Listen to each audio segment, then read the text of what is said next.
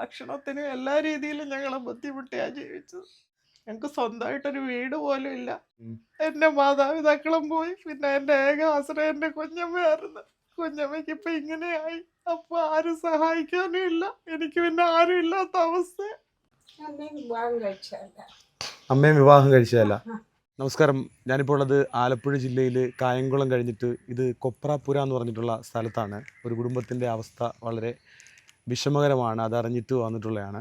അപ്പോൾ അവർ താമസിക്കുന്നതെന്ന് പറയുമ്പം ഈ ഒരു വെള്ളക്കെട്ടാണ്. ഇത് നീന്തി അപ്പുറത്തേക്ക് പോകണം. ഒരു അമ്മയും മകളുമാണ്.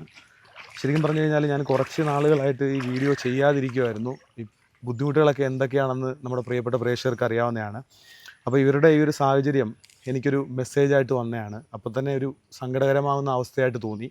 അപ്പോൾ എത്രയും പെട്ടെന്ന് ഇവരെ ഒന്ന് ചേർത്ത് പിടിക്കണമെന്ന് തോന്നി. അപ്പം പ്രിയമുള്ള പ്രേക്ഷകരെല്ലാവരും ഈ ഒരു കുടുംബത്തെ സഹായിക്കണം. അത്രയും വിഷമകരമാകുന്ന അവസ്ഥയിലൂടെ മുന്നോട്ട് പോകുന്നൊരു കുടുംബമാണ്.